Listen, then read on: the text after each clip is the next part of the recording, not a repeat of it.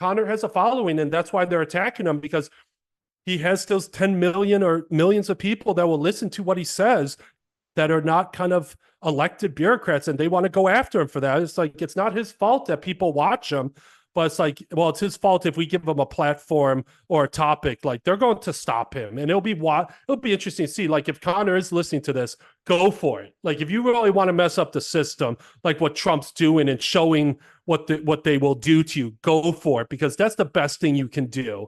But these guys, they love their Lamborghinis. They only talk to a degree, but they really don't put their money on the line. And hey, coming from that, that's what we did. We put our money on the lines and we got absolutely smashed. Yeah.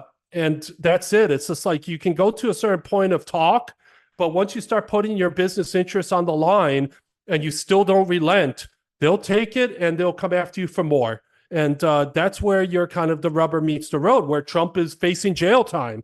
So good for him, and I would like to see Conor do the same.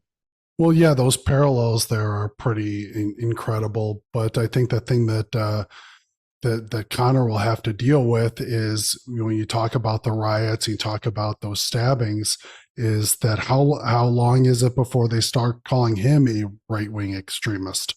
It's not going to be long if he really continues up with it. I know. Nate, they're already calling him that. Okay. I didn't know that they had actually put those two together, but I knew it was inevitable. Oh, it's right now. They're calling him a right-wing extremist. So and it's anybody who doesn't toe the line. That's their label for him. And it's a blanket label.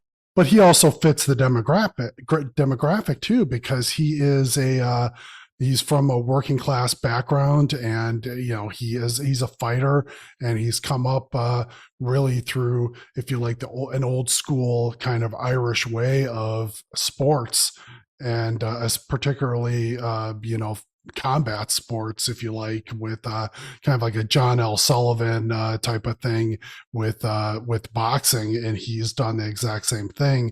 But having said that, sports only gets you so far. It doesn't get you into the club. And if they're turning around and calling him the right-wing extremist, that's to scare him off. So it'll be interesting to see if it does that, because that's what it's designed to do. Just like here in the US, calling somebody racist. No, exactly. It's the right wing, and it's because they don't want to engage in an argument with them. They want to just put them down. It's kind of just like, well, why haven't you arrested the guy? Or why haven't you looked into investigating the immigration? It's like, we don't want to talk about that. We want to label you. We want to kind of dig up stuff on you. And we want to divert the public's attention towards something you've done rather than what we're doing.